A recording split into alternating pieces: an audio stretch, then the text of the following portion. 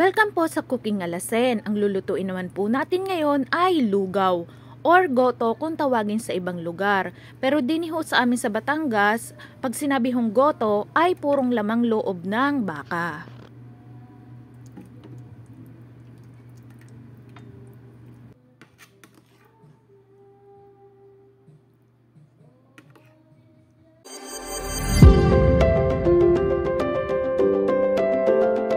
Meron ho tayo dining tuwalya ng baka. Ari ho ay nahalbos na at ginayat ko na ng maliliit.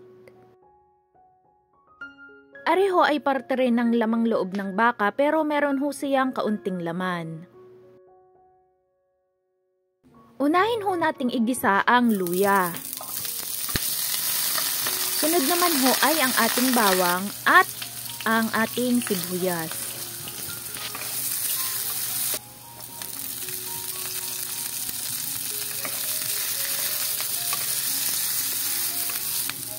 Ilalagay na ho natin yung tuwalya ng baka at yung parte na may laman.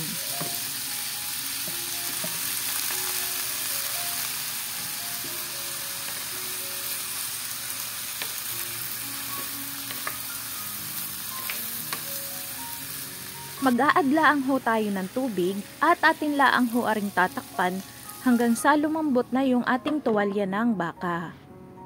Nagpalit laang ho ako ng lutuan dahil medyo maliit ho yung aking nagamit na kawali. At sa puntohong are ay malambot na yung ating tuwalya ng baka. At magdadagdag ho uli tayo ng tubig dahil lugaw ho yung gagawin natin kaya kailangan natin ng maraming tubig. Takpan laang ho natin are hanggang sa kumulo. At kapag kumukulo na, atin na ho aring titimplahan ng paminta, asin at kaunting MSG.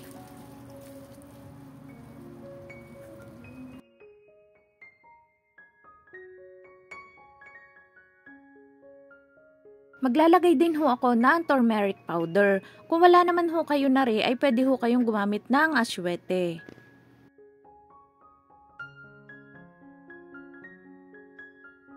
Kapag tama na ho yung lasa para sa inyo, ay maaari na ho kayong maglagay ng bigas.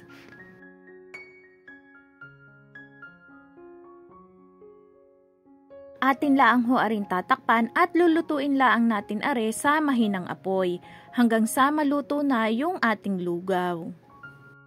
Kung kayo ho ay nakaabot na sa puntong are, huwag niyo ho sanang kalimutang mag-like at mag-subscribe sa Cooking Alasen. At i-hit ang notification bell para updated kayo sa mga bago nating upload na recipe.